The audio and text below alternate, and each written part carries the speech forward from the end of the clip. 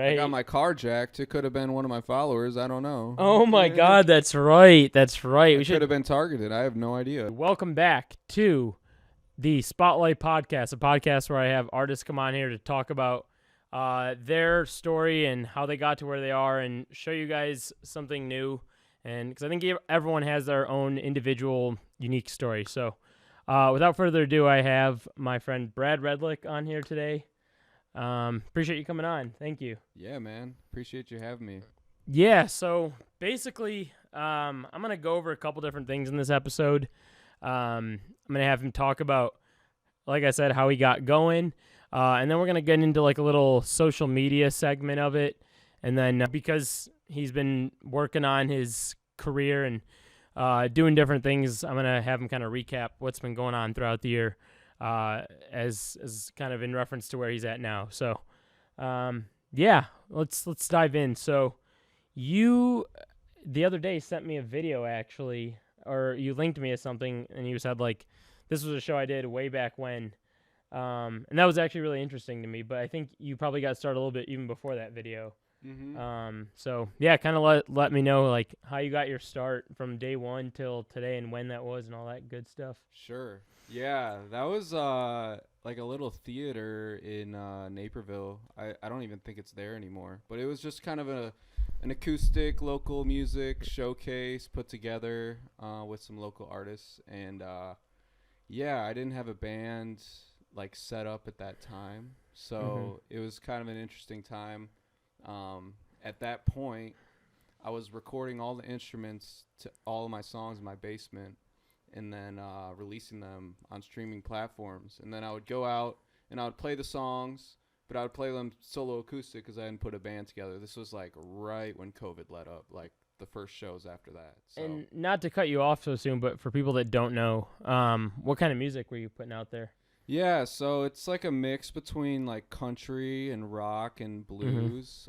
Those are my three like favorite genres to play at least and write and sing. So yeah, so that was kind of the era of that, and all the songs I kind of wrote as an acoustic song, and then I would build an arrangement around it with like instrumentation and stuff. So at that time, I was really focused on being able to play a song acoustic or electric just based on the gig that I was offered. So just any way I could get out and play. I didn't care if it was with a band or not.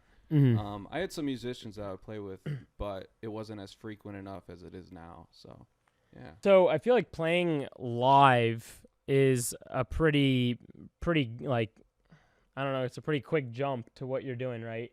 Like, I definitely know people that live is not their thing. And I feel like it's a leap to go and play live kind of right out the gates, right?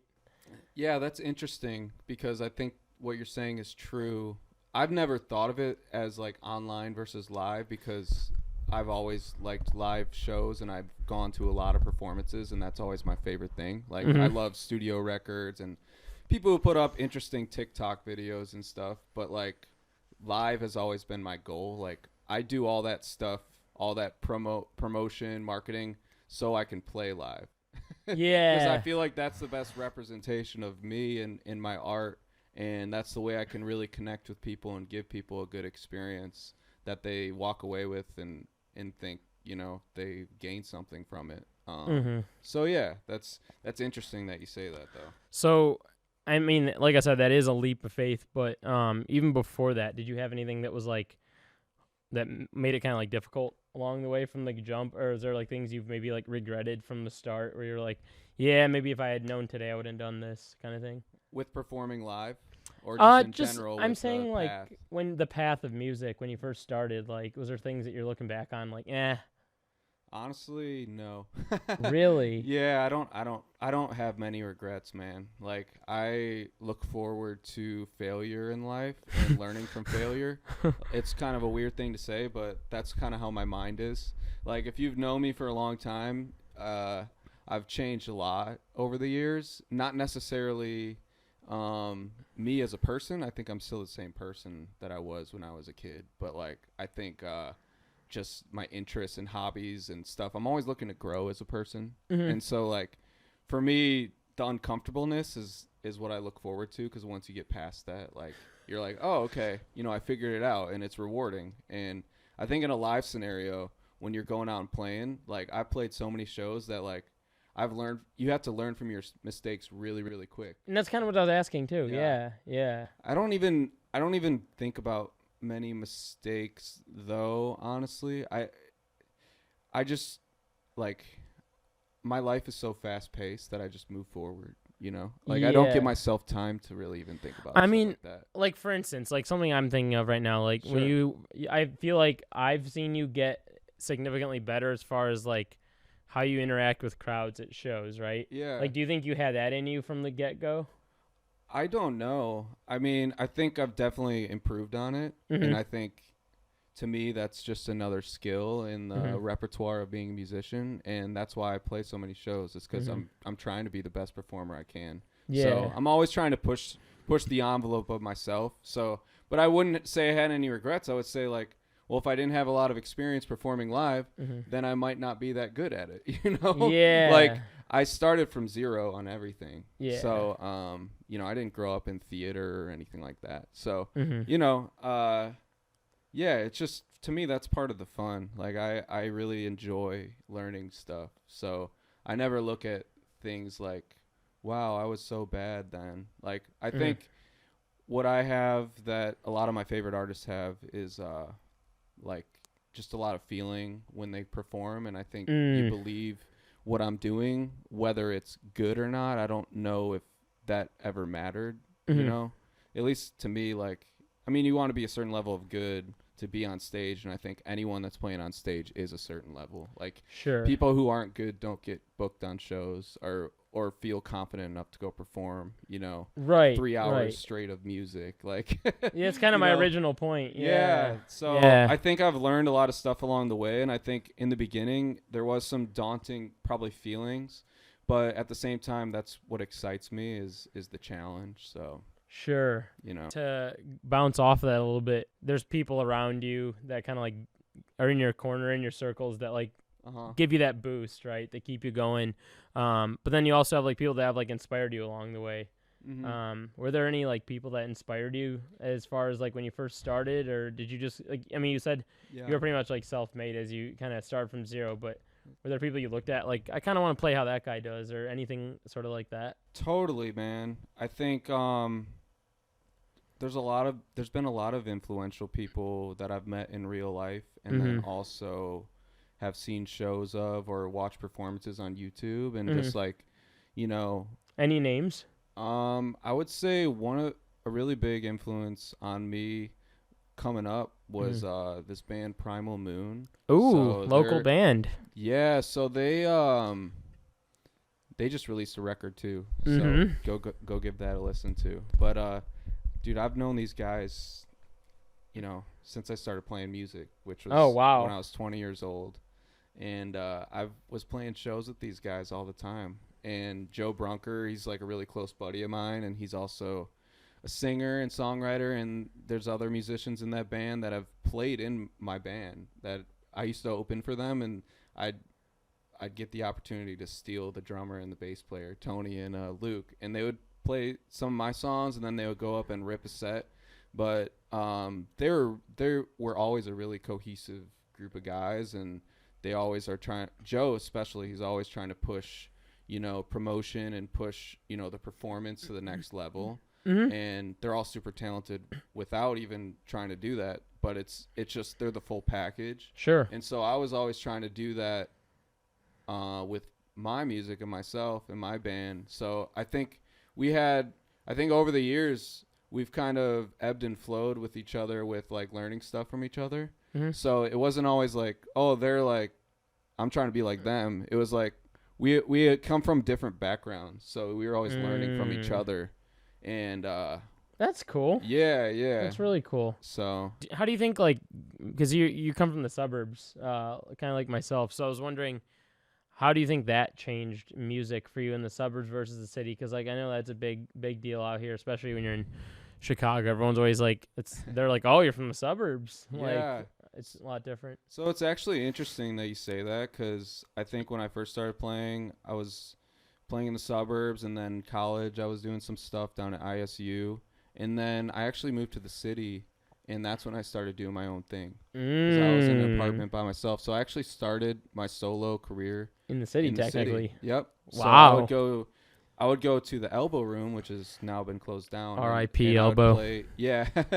Dude, I love that place, man. And I hope someone buys it and they bring it back. But anyways, yeah, the big pole in the middle of the stage was iconic. It's awesome. But yeah, I actually did a show with Primal Moon there too.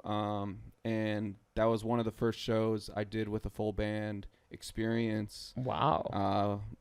I had a studio apartment, so we never practiced, but we showed up and I just like gave them the songs and we just jammed it out. Some of these guys I've been jamming with like just for fun, so it wasn't like we never played together ever. But it was cool. So anyways, I played a bunch of solo acoustic shows there, full band shows. And then COVID hit, and then I moved to the suburbs. So my goal was always to go back to the city. So it's 2023 now. About to be 2024, but what year did you start all this? So I think the solo stuff was 2019 or 2020. I mean, if you look on my Spotify, the first release on there, like that's the start of it. Like I didn't waste any time doing it. I knew what I wanted to do. So you made a huge improvement and huge like progress ever since. Yeah. And we're gonna get into that. It's gonna be like the third topic. We'll kind of go through the whole journey of everything. But before we get into that, I think that's a good segue because you mentioned 2020, which is the next part of this, which is when I noticed, or at least you've told me about, and I've seen the social media stuff that you've got into. Yeah. Because you're doing a lot of like TikTok, and that was when that was popular and Yeah. things like that. So I kind of want to use this part of the podcast to discuss your experience on social media, specifically not just as Brad, but like as an artist using the platform. Sure. Because I think that's a very interesting conversation today.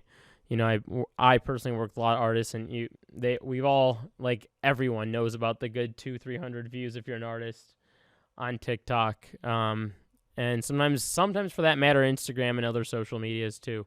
So yeah, I want to hear your experience. Like, give me the nitty gritty from like the moment you made your first TikTok as a musician on TikTok till, I guess, like, you don't need to go through every TikTok or whatever, obviously, but Oh yeah. sum it up. There's too many. I mean, if you go on my YouTube channel, there's 800 videos. Yeah, there's So, a gazillion. I'm not afraid to post. But actually, pre-COVID and pre-TikTok, I was posting a bunch of videos on Instagram. So I was always posting videos and doing that kind of thing. So TikTok just came along during COVID and became like the new thing. So I just hopped on that. But yeah, I mean, for me during COVID, I really got into it just because, like, I just love performing.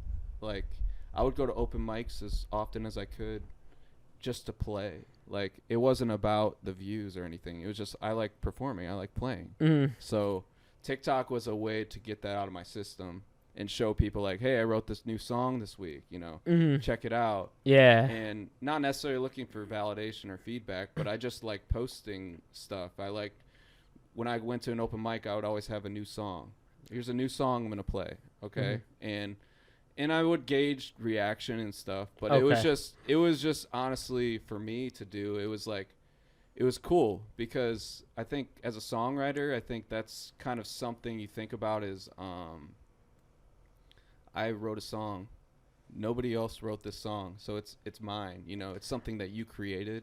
And right. As a creator, that's a cool feeling, man. I don't know if everyone has felt that in their life where they created something truly their own and like been like, yeah, man, like I have this. I didn't just buy something. Like I created this out of nothing. Yeah. So that's always been an appeal for music and songwriting for me. That's kind of why I do everything. Under my name and kind of by myself for the most part. I kind of steer the ship because it's rewarding. It's not about ego or anything. It's about like this is something cool that I created and it's got my name on it. And think what you want, but yeah, I think it's cool. So yeah. Now you mentioned that you had to post, or you mentioned that you were going to post your own stuff. Yeah. And along that way, at some point through posting on TikTok, you had to have like seen, like you said, the reception of your music on there and all that. Mm-hmm. What were like reactions people got, and then also too, like, what did you realize along the way of like sharing your own music? And I know you mentioned like you weren't necessarily trying to go like viral or whatever, but you did at some point change your content. You haven't been, to this day, haven't been just posting just Brad Redlick music. Like you've been posting things along the way. So what changed there for you? Yeah. You know, I think now it's just a little bit different than it was, just with where I'm trying to go with everything. I think TikTok and social media is just a necessary evil, if you will. It's a necessary thing to grow and be independent, if that's what you want to do. Yeah. If you don't want to be independent, you want to go to a label and you want to do all that stuff, you might not need to. But I think labels make you now. Yeah, I think even now, like, you have to do it. They won't even post for you. Like, you have to make your own content, even if you're signed to it. So that's got to be in the contract somewhere. That's extra work, So I think everyone has to do it. And you see some of the guys that have blown up, even on big labels. It's like they're not making music any different. They just have more eyes on them, Yep. Like, and there's a lot of guys, like Morgan Wallen's the biggest guy ever, and I was liking his stuff before he was, on this big wave, and like some people were telling me like, why do you like this guy? Like, this guy's not that good. I'm like, yeah, he is. And then he's the biggest thing in the world. So it's like, I think real fans and people who are really into music never cared about like the viral stuff. It's just, but if you're trying to make a living and you want to play music for a living and it's really important to you, then you got to do what you got to do, man. We were just talking about this the other day. You were posting a lot of those like you versus someone else, or you were posting like there was the She's Acting single videos you were posting that were like actually picking up a lot of traction at the time. What was that? I guess I'm trying to ask like what was that like, but what in your mind like changed from like the original music thing to then let's post this and let's stir the pot a little bit, like not in the sense of like getting the views, but in the sense of like something changed in your head. You're like, okay, I have to like change it up now. Dude, that's a great question, because none of that was preordained. Like, I posted actually a clip of me singing a song, and it actually blew up. And then I started getting you singing an original. No, I sang a cover. Oh. But I've always sang covers. Okay. Like, but it was never like, oh, this is a popular song. Like, I don't think anyone knows that song. Like, it was just a song that I thought was cool, and I wanted to do a version of it. Yeah. Like, that's how all my covers have been. How long of a video was this, and what was it? You just sitting at your desk singing it, or what? Yeah, well, I think I just clipped it to like 15 seconds, and then it just started going and going and going, because I think another country artist did a cover of it. Were there lyrics on the screen of this, or like what did this video look like? Maybe there was lyrics on the screen, but yeah, I think I formatted it a little bit more I mean, I had LED lights in my studio and stuff, just kind of seeing what other TikTokers are doing. The LED lights look visually appealing, because that's like kind of a thing too, is the visual appeal. Dude, LED lights during lockdown, you were goated if you had those during lockdown. Exactly. So I'm like, if I'm gonna do anything, like, I'm gonna go all the way with it. So, but yeah, it wasn't necessarily like, oh, I'm gonna get viral, but the comments were coming in and they're saying like, oh, like, I like this artist's version better, or I like the original version better than this one, or whatever. So I just clipped two things together of an artist singing it and then me singing it, and then that pitted people against each other. Now they're picking sides, and it's like it was never like, oh, I think I'm better than this guy, but they all like took it that way for some reason. So I'm like, all right, well, if this is getting a crazy number of views, I'm gonna keep doing this. So I built like a lot of followers out of that and a lot of views, and so that was kind of a little bit of a secret sauce thing. What was your most viewed video, and what was like the worst comment you saw through that? Because obviously it's pitting people against each other. Oh, I know. I don't even know. I think I got like 30K views. Not even that big, but I kind of stopped doing it because like the comments were just like too crazy. I'm like, What was a guys- crazy comment? Do you remember one? No, they were just saying like, Trolls. why do you think you're so good to be posting when this guy's like the best singer? Like, Oh. why are you putting yourself in the same scenario? I'm like, dude, I was just singing a cover, and like now I'm just playing off it because people like are enjoying the content. Like, I'm giving you content that you want to engage with. So don't get mad at me. Like, you're commenting on, you're watching my stuff, you know? Let me ask you this: was it particularly like a country song? I think it was. Do you think that would have been different if it was like an indie song or like some metal song or like something else? That's interesting. No, because I think every fan base has like a group of really passionate fans. But country is kind of its own little bubble where like this guy that was singing it was like Texas country, like Cody Johnson, and like Texas country is different than Nashville country. I got. They call it like red dirt country, where it's like more, it's like more like in tune with like the old like classic country, no like trap beats or anything in it. So yeah, I mean, I think those fans like get super riled up, but I don't think it's any different than me doing a solo of like Hotel California and like some guys being like, why are you trying to cover an Eagles song, dude? Joe Walsh is the best, guitar player. Don Felder's better than you, man. You're just some guy in your room. It's like, well, obviously. Yeah, where else are you gonna be during COVID? Yeah. You're gonna be hitting the main stage. Yeah. So That's funny. So, do you think, kind of going off of that, what else? What other things were you?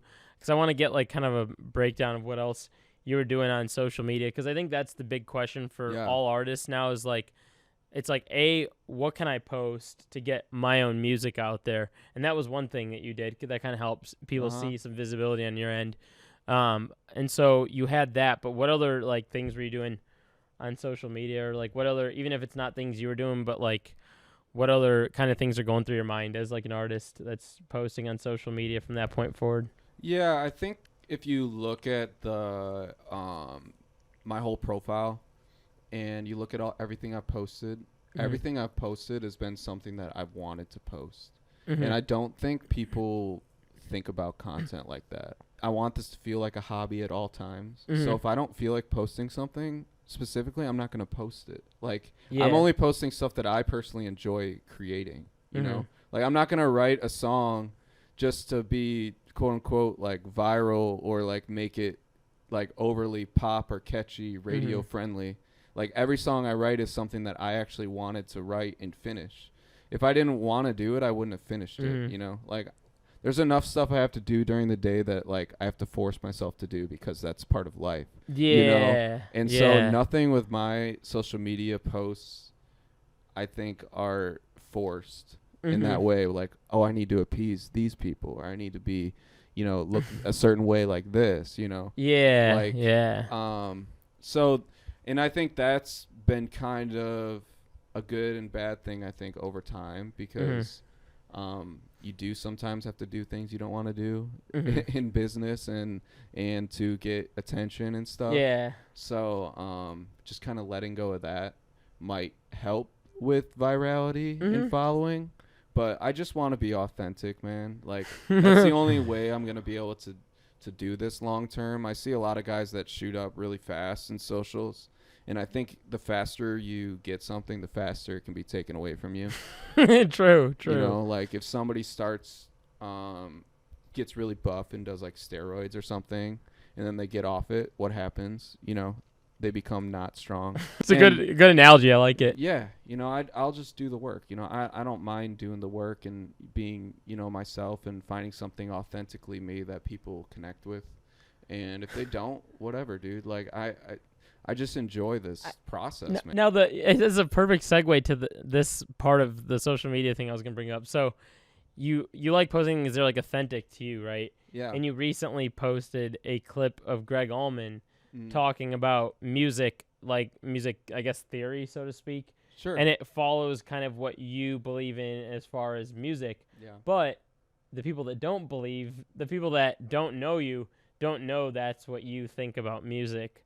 And Greg Allman is to give you guys a fill you in. Greg Allman in this video is talking about like how country music can also be blues, and it can also Rock, be yeah. rock and all these different genres that people don't think of it as. He And didn't so, say jazz in the video, and he didn't say people in the jazz. comments really noticed that. But here's the stick to the video is how many views did it get? oh my God, it's like unbelievable. It's like over like 200,000 views. It's on Instagram. I literally posted that because I thought it was interesting and I thought it represented me, and I thought it was cool that somebody in the 70s had the same thoughts that I have now, and I came across, I'm like, oh my God, this guy's speaking my truth.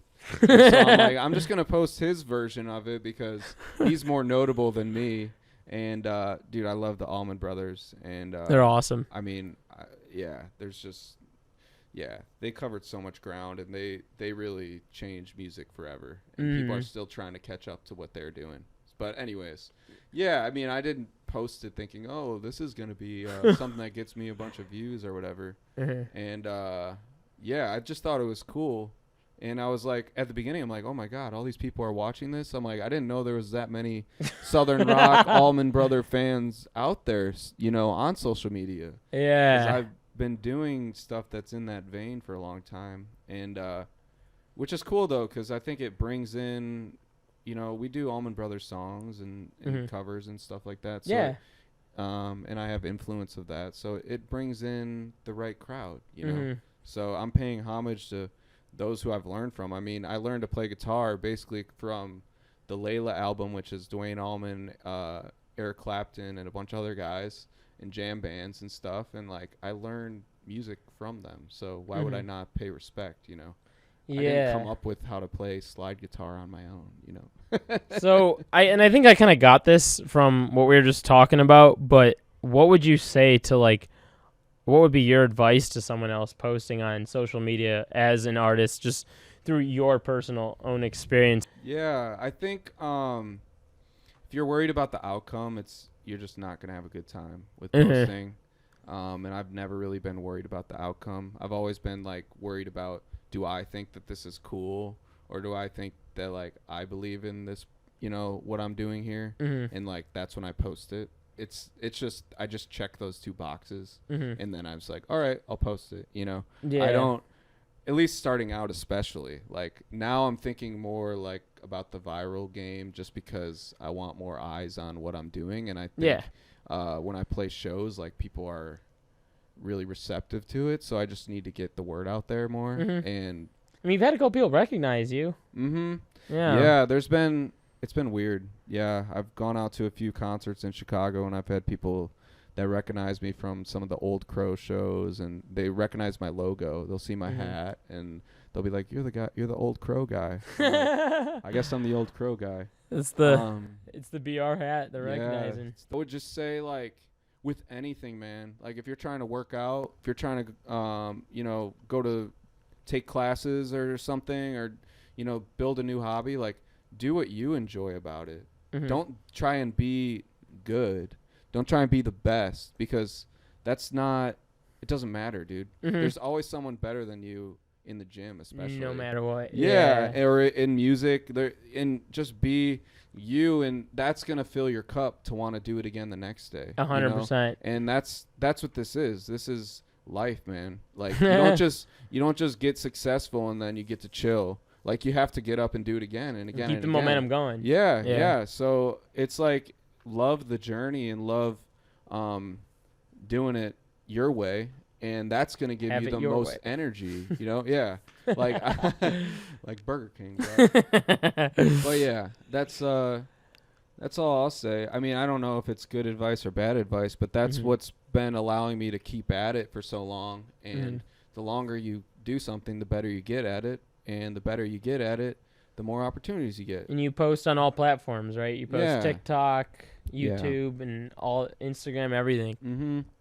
But he said he didn't like my post, so I'm, like, kind of confused. I feel like he knows more about me than I do, about my social media and my music. It's like, it's always a weird dynamic when somebody, like, talks mean about you, and then they're parasocial. They know more. Yeah. What does that mean? Where it's like the online thing where they feel like they know your life, like what goes on behind the scenes in your life. Yeah. But they don't actually know you. They just have seen you. They may have seen or not seen you on the internet. Yeah. But they'll be the kind of person to come to you and be like, dude, like, you need to, like, give your dog some water today or something. And you're like, brother, what in the world? Yeah. Like, you don't live with me. What do you mean? I know. It's so Like- funny. That's parasocials. But yet they somehow don't appreciate what you're posting. But it's like they're really searching your stuff. It's like it's a little creepy, honestly. I mean, that's how, like, streamers and stuff get, like, swatted and all that kind of thing. Yeah, Just from that. Oh my Yeah, God. people, like, get intense with this stuff. it's wild. That's how people come to people's houses and all sorts of wild crap. It's a weird world, man. It's so weird, but man, I'm glad. I'm glad, you've at least been free from the, like, actual psychotic, like, So stalking far. stuff so far, I right? got my car jacked. It could have been one of my followers. I don't know. Oh my God, that's right. That's right. We It could should, have been targeted. I have no idea. man. So I I didn't try even not think to about post a that. bunch I of wonder. personal stuff because it's like, They Dude. watch you in the drive video, maybe. yeah, man. It's like, oh, I want your car. I'm like, oh my God. Really? Yeah. Where? Tell the people where that happened actually, real quickly. Yeah, so I was going to a show at Reggie's Rock Joint in Chicago, Mhm. and I parked on the street right outside of Chase Bank, a block from the police station. Go to the show at 7:30, come back. I was seeing this guy, Jared James Nichols, Mhm. and this other guy, Cage Willis, and Pete's Diary, too, who is, amazing. These guys are, like, some of the best guitar players I've seen in a really long time. Mhm. And I go to the show, come back out at like 11:15. Also really nice people too. I got a chance to meet all of them. Mhm. And I come out, my window on the passenger side, it was all shattered everywhere, and the car was gone. Like, it was just like nowhere to be found. And I had a bunch of music gear in there because I'm playing shows all the time. I was driving Challenger, Scat Challenger. Pack. Yeah, it was just like my dream car, and And- it's just like gone. One of the weirdest parts about this is Brad and I've talked about this. I think it might be the third time we've talked about this, but the day before I think it happened, Yeah, I was at Brad's house and I was filming a music video yeah, with him in his backyard, and like we came back in just to like get warm again. It was cold, and I somehow got in the discussion of our cars. Like, I got a new car, and like you were talking about all this thing, and then at some point someone, I don't remember if it was your mom or someone, said something about like, oh yeah, like that's like one of the most like highly sought after cars in the city or something. yeah, And then I think I lightly made a joke or something. And I'm not saying this to like be like, oh, look at me, I'm the good guy. Like, not by any means at all. But I made like a little joke. I was like, oh, it'd be funny if you put like a tag in there or something like Yeah. that. And like we were like saying all these things that night yeah. about like it almost like You triggered spoke it it into into existence. God And I damn was it, like, Max. I like went home. A part of me after you told me felt really bad. Like for a solid 15 minutes, I was like, oh, dude, spoke this into existence. But then I almost didn't, when I saw it in your story, I almost didn't even believe it. Yeah, Because I was like, there's no way. Like, this is That's another funny. person. yeah. And sure enough, What a yeah. viral stunt that would have been. Man, I still can't believe it. Just, they went into the car, started it up Yeah, without the key. yeah. They hook up. You can hook up your phone to it. They're really easy to steal. So, Man. be careful out there. That's You what you got one. drive. Be careful, But man. it's a cool car. So, yeah, it's strange, man. Yeah, I'm But- still so sorry that happened. That's just like a wild, and Yeah, terrible situation for someone that's Totally. like branching out and playing in Chicago and thinking about that kind of thing. yeah. And I mean, as much as you want to feel like a victim in that scenario, Mhm. and it's definitely really hard on me, and it still is. Like, I got shows in the city that I'm going to. I'm like honestly like thinking about it as I'm like driving there or expecting something bad to happen now. Like, it's mentally it hasn't been good. But Yeah, I'd but imagine. yeah, I think once I posted about it, I actually got a lot of really positive people that wanted to help me out, and some people sent me money, you included, like just to repair some of the stuff that I lost. And it's like I was surprised because Mhm. there were definitely some people that were like, dude, you're an idiot, like don't go down to Chicago. It's like, I'm not gonna live my life in fear like that. Yeah. But, I also don't want this to happen again, so I'm not gonna buy another one of those cars. but, yeah. But yeah, I mean, and a lot of people actually knew somebody else that this had happened to. And you look on the news now, it's crazy, man. Mhm. Like the amount of cars that are being stolen. not just in Chicago, but everywhere. It's insane. And it's not just Challengers and Chargers, it's everything.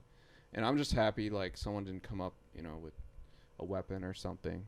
And I don't want to speak that into existence, but you got lucky there. I got really lucky with how it all turned out, honestly. But it was insane, man. It's unbelievable. It's unbelievable that like it was unrecovered after that too, with all the technology they have to go be able to find these things. And every time I think about it, I can't even believe that it happened still. Like, that's oh my God. Just a random Wednesday night. It blows my mind too. It's just like, it's boggling. And it's also, I think I will say this, out of like a lot of people I know, I think you definitely had like, as much as it is mentally taxing on you still to this day and was in the moment, I think you did walk out with a better mindset than I think most people have, especially in the first few moments of it. Like, and I remember texting you too, and you had a pretty like level head kind of on the situation. And I'm like, man, I don't know how he's like this right now. 'Cause I would have been a nutcase, but nonetheless, I mean, I think, you live, you learn. There's things that, you're not driving that into the city anymore. No. And there's different approaches that you've taken, things like that. So, you just don't want anyone to get hurt, Yeah. That there's material stuff, but really none of that stuff is worth someone getting hurt or, shot or whatever.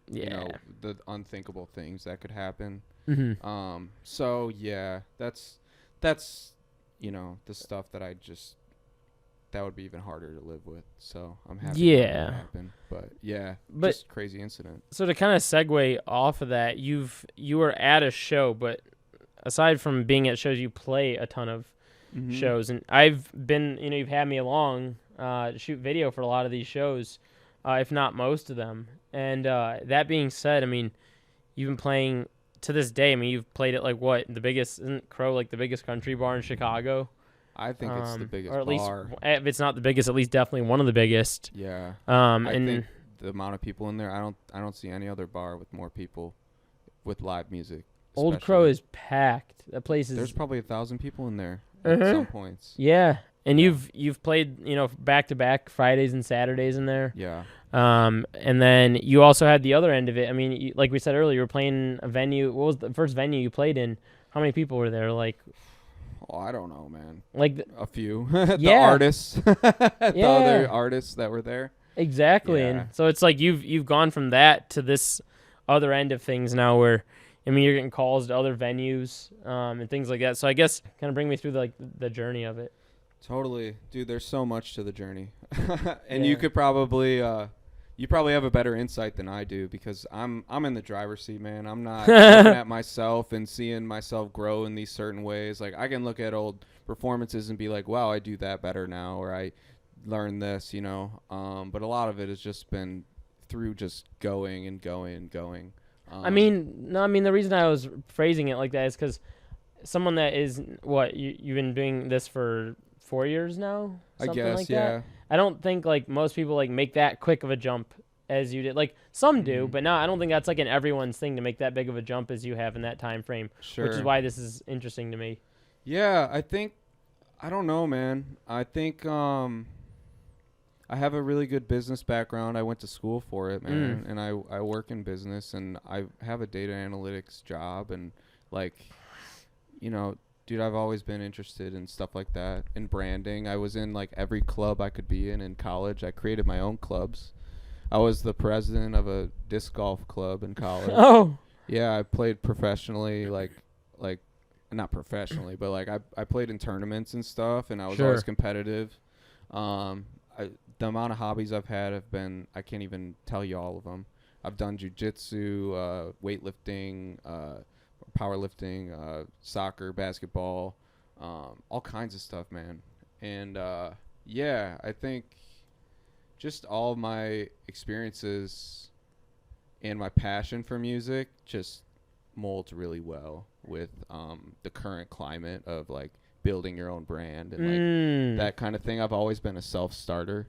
I've never Yeah. had somebody say, "Hey, man, you're good at that. You should keep doing it." Like I've never, nobody's ever really said that to me, especially in the beginning stages, and you can't expect that. I just did stuff because I enjoyed doing it, man. And so I think this year it just hit the point where like the opportunities with COVID being done and everything, and with what I've built, like with my catalog and my skill set and everything, I think everything was just kind of it was time to like hit that next level, you know? Yeah. And so It's cool you felt that internally, though, and you knew that, though. You Well, were I like, think- this is the time. I think I don't know if I felt it, but I pushed for it. Like okay. I think there's some posts on my Facebook where I said 2022 was the year where I played 100 solo acoustic shows and did like probably 10 full band shows maybe. Wow. And then those aren't exact numbers, but that's what it Something in felt. that ballpark, That's yeah. what it felt like. It was like 2 or 3 shows a weekend and plus open mics. And then I was like 2023 is going to be the year where I'm playing only full band shows and maybe a few solo acoustic shows. And that's exactly what we did. You know, and that's exactly what I set out to push for. And so yeah, I just accomplished that goal of that's what I want to do. And that's what I want to do from the start, you know. I always want to be in a band and stuff. Just the way that it operates right now is the best way that I think that you can do it these days, especially with how little people can get together and how much time there is, you know. Like you have to kind of do everything yourself. And so one guy's got to kind of drive everything. So yeah, you want to drive. Exactly. It's a good song. It's a good song. Go check it out. But yeah, so I think that's kind of where it came from. But you know, Yeah, that's cool. So what's been your experience? What's your experience been like playing these shows? Have you had like, you know, from all the ones that we've filming, like you said, I've seen a lot of it too, just because I've been on the back end of things filming. Yeah. But I mean, I've even seen it where people have walked up, like plenty, not just like 1 or 2 people, like plenty of people have walked up to you after shows and had like one specific comment or another. Like the most recent one from the last show, I mean, we had that one guy that was very much so like me, whereas like I met you and I wasn't into country, and we had that conversation, and you were like, yeah, man, you gotta look into like this and that. And that guy that walked up to you specifically at the last show was like, yeah, man, I don't even like country, but like I loved what you were doing.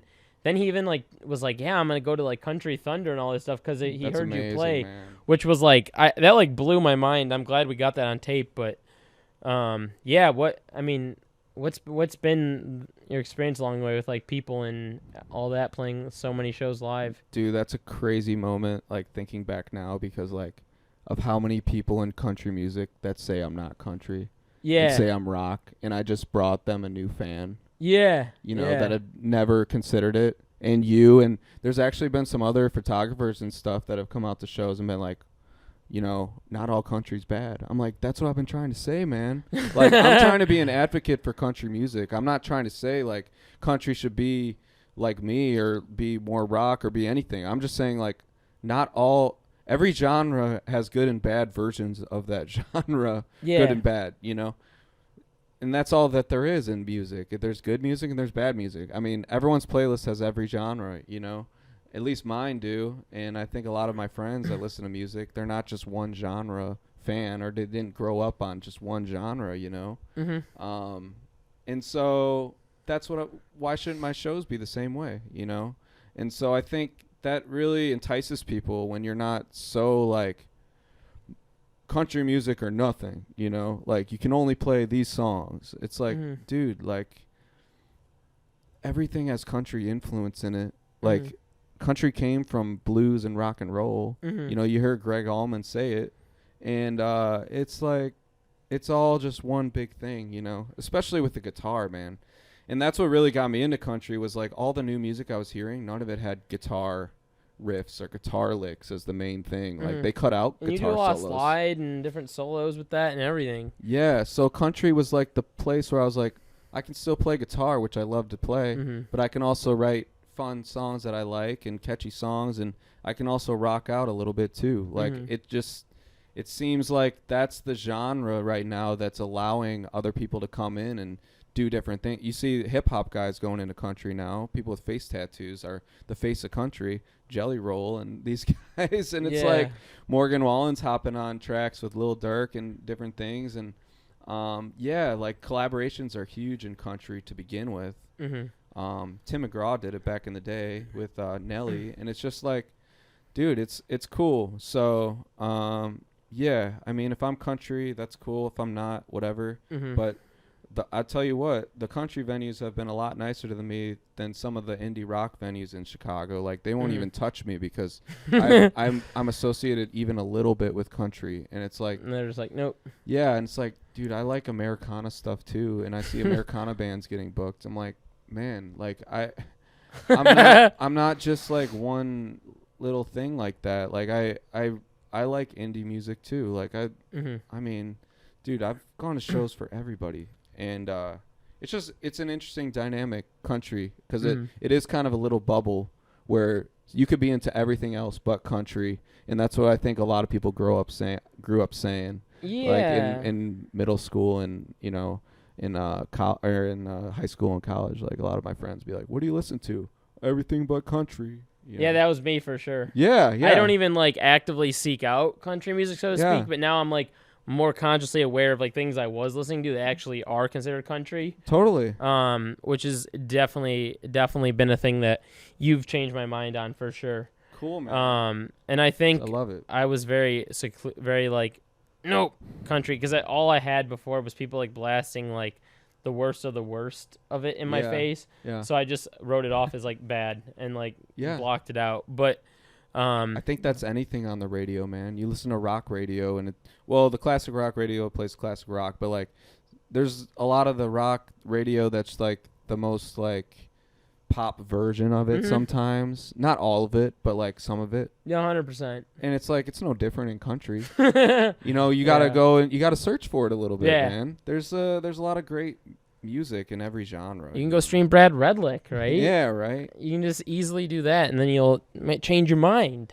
Yeah, and going off of that, this is a funny thing. So when I played Old Crow the last time, I always play this song by the Rolling Stones called Dead Flowers. Yeah. So I think it's a country song, and the Stones did a lot of country style things, and I mean, what's more country than giving someone some dead flowers instead of real ones after a breakup? You know what I'm saying? So what happened at the show? So I'm like, here's a country song for you guys, Dead Flowers, and then you guys can let me know if you think it's country or not. And there was like one guy who gave me like a thumbs down, and he like walked out, and his girlfriend was like telling him not to do that. And there was a lot of people that enjoyed it.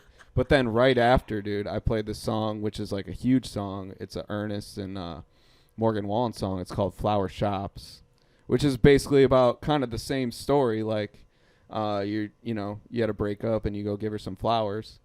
It's the same story. It's the same kind of feel. And everybody was singing along. I'm like, you guys, these are like the same styled songs and songwriting. And you're saying one's country because it's by this guy and one's not because it's by an old rock band. It's like, dude, the Rolling Stones love country just as much as anybody else, man. So, yeah, that's one. And that's how I got into country, too, was listening to, Stones and Beatles that were like country songs. I'm like, oh, this is a Buck Owens song the Beatles are playing? Yeah. Like, he's the most country guy you know. And so it's cool, though. It's all fun. That stuff's fun to me, man. Like, just kind of messing with the crowd and, like, playing songs that they didn't think of and then playing one that they really liked and being like, all right, some of you guys got what I just did there. Kind of an inner joke for me.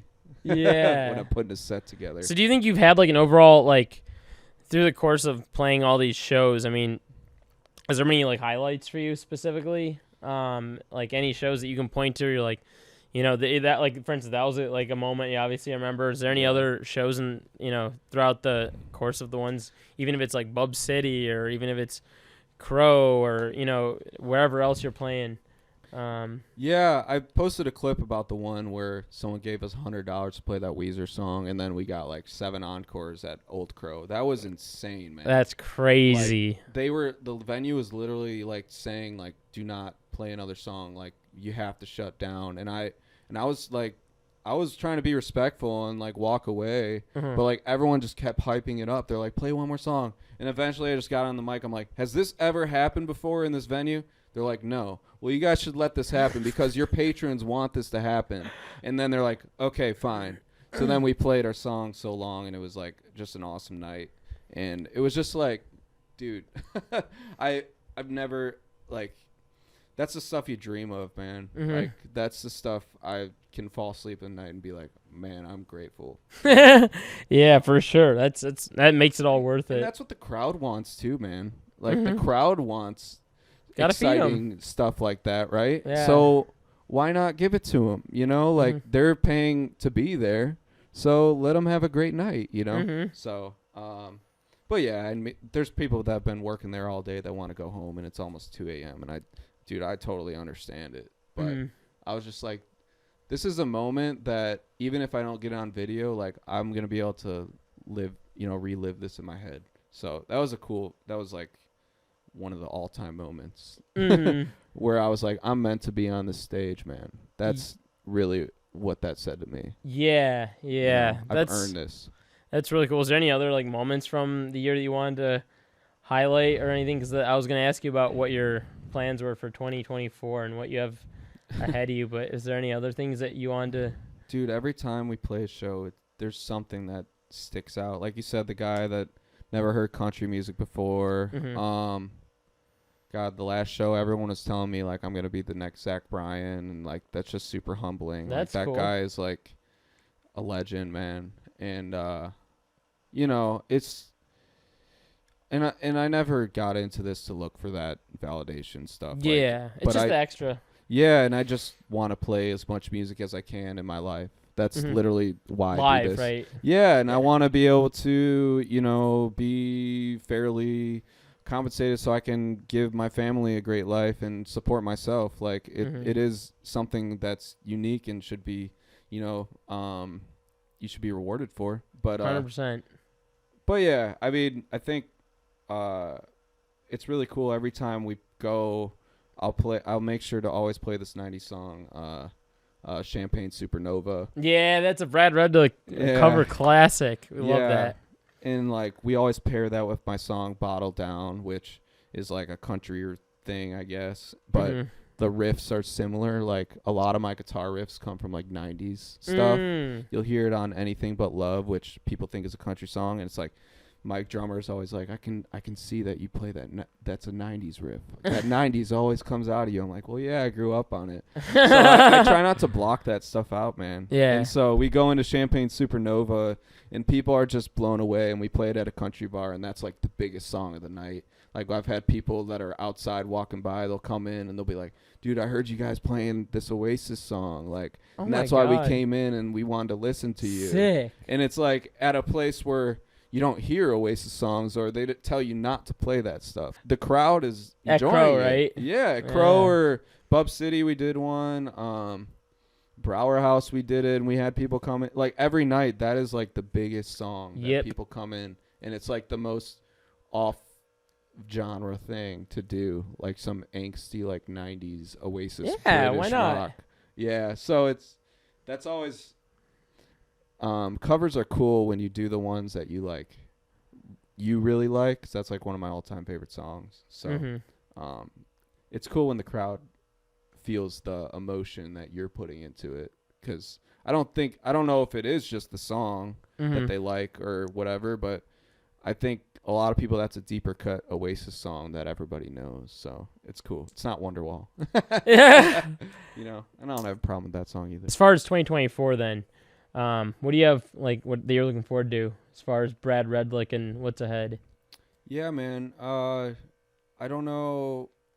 I mean, I definitely want to get my online stuff just like ripping Mhm. away, like the views and stuff. I think that's just, you have to do that these days. Mhm. If you want to be an artist, you have to gather that online market to establish credibility to people who are in charge. And you were gonna make a And- bunch of those TikToks you were telling me today. Yeah, I'm gonna do a bunch of those versus ones and try and get people riled up and to check out my music and build that fan base. But yeah, I think for me, that stuff is just like I'll kind of do whatever at this point because the opportunity for me is just to play my songs live, and I think every time we play them live to people who've never heard them before, we get insane reactions. So it's just like, you know, if that's what I have to do to like further that part of, you know, what I'm doing, then I'm down to, you know, play that game. But yeah, I don't,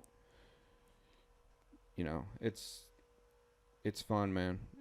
I love playing music, and I love playing to crowds, and I love, you know, put my heart out there. So that's all I've ever known how to do. That's the thing I'm best at, and especially in a live scenario, I think people really, really connect with the music even more. So then when they go back to the record, they have that feeling of, oh, I remember when they played this live, you know. Right. And I think that is a huge thing, because there's been bands where I've seen where I never listened to their music, and then I saw them live, and I'm like, now I'm their biggest fan. Yep, same. And I think a lot of people used to do that. They used to go to shows that they didn't know the artists, and they're like, you know, pleasantly surprised. So That's what I do now, and I like sometimes get in trouble for it. Like people, like not nobody in specific, but like every now and then, like I'll tell people about that. Like, yeah, let's go to shows. Like, go do some like let's find out who's there. Like I even I even told you about that the other night too. Yeah. Like I just walked into Crow to see who else was playing. Like yeah. I'm just always curious to check out someone else's stuff, and it's like sometimes I'll walk out and I'll be like, shit, now I'm 24.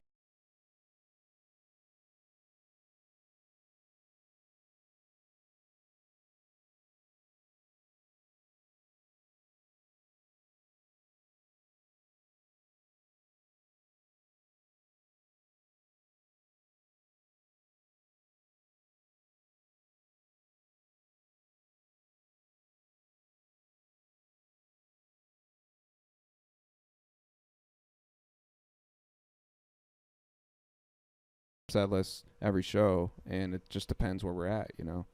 So if I'm playing more shows in the South, I might play more of the country or stuff. If I'm playing them up north, I might play more of the rock stuff, or maybe I'll switch it up because people in the South don't get the rock stuff, you know, or people at a country bar don't get to hear rock covers as much, or get to hear rock original songs, or get to see blues inspired, you know, guitar playing. People want to see different stuff, man. People get bored of seeing the same thing over and over again. And with me, it's like everything's so authentically me that I don't think I sound like anybody specific. Like people might say I'm country, but do I sound like Luke Bryan? Like I don't think I don't think my shows look like that either, you know. Yeah. Like, maybe there's some stuff of Luke Bryan that, you know, gets in there, but it's not like I'm trying to be a pop country artist. Like we're so much more versatile than that. So I like to show that. So yeah, and I mean that's it kind of encompasses your new EP or new album that you put out, and all those different sounds are within that. So it all kind of checks out. So yeah, so I guess that's what you're looking forward to in the next year, is doing more live shows. Doing more social media stuff, it sounds like. Opener slots for touring bands.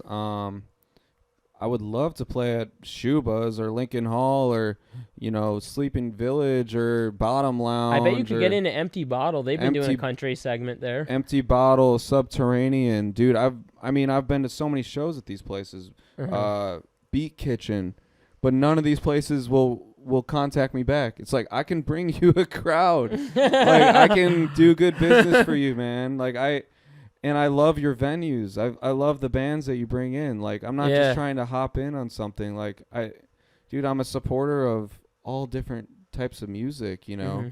Just people have put me in this box of country guy cuz I have, you know, my name is the artist thing. You don't see that in indie. You don't see they usually have a band name, even if it's like Tame Impala and it's one guy doing everything. So they market themselves like a band, and it's like it's just marketing, man. It's Kevin Parker, you know. But yeah, you know, you want to play those places and I things think like that. I would love to be on a bill with some other guys and like just go and do the local music thing, but they don't want me in there. They like I said, the rock guys think I'm too country, and the country guys think I'm too rock. So I can't do anything right. Like I'm just like I'm just getting in where I am and doing your thing and killing it. But yeah, I'm doing what the fans want, man. If the fans didn't give me such a positive reaction when we played these shows, and and I didn't feel like this was a good thing, I wouldn't be so, gung ho about it. Yep. But like, everyone that comes out to see us, it's like they're pleasantly surprised with what they saw, and they didn't have any expectations coming in, or maybe they did, but we shattered them. So it's just like, that's the fun thing about music, is being a trendsetter and being a rebel. Like, you don't get into music because you want to be like everybody else. I would hope. I hope a lot of the musicians are in it because they think that, they're a rebel and they want to do things their way, and that's rock and roll, man. So. Dang. You actually kind of ended my podcast really well there, actually.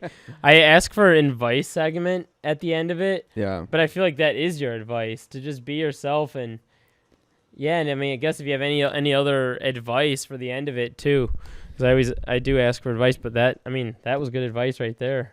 And there's a lot of guys that are themselves, and I just think it's important to work so hard, man, and understand the reality of the business now and the scene. You're not going to get famous the way that your heroes did. And that's really hard reality for a lot of people. And it was for me in the beginning too, because I want to be just that little local band that some guy comes up to your show and is like, I want to book you. I want to send you around the world. You're the next Rolling Stones. Like, I would love for that to be my story, but I don't think that happens anymore, man. I think you got to be, you either got to move to a place where, and kiss ass or whatever and get there, or you got to get big on social media, or you just play a bunch of shows and do the word of mouth. And that has been my actual blessing with not blowing up so crazy on social media, is I feel like the word of mouth thing is the coolest thing. And that's huge. A lot of my friends that are in bands that are starting to get to next levels and stuff, like just coming up in the scene like as an old school band now, like that's how I've made progress. It hasn't been because of social media virality or anything like that, or crazy streams or crazy YouTube video viral things. It's all been true, honest, hard work, playing gigs, getting the next bigger one after that, playing a gig, crushing it, getting the next one after that, using that momentum to just keep going and going and going. And so that's what we've done, and that's what I want to do next year. And, I just want to keep getting bigger and bigger and bigger. And, it's just that's the fun part, dude. It's so rewarding when you go out to a show and you play one, and then you get an offer to play a bigger one next. It's like, to me, that's the funnest part about being in a band, is like proving people wrong. Like saying like, oh, you couldn't do that. You're just an acoustic guy. You can't be in a band. The amount of promoters that told me that when I was trying to book full band shows.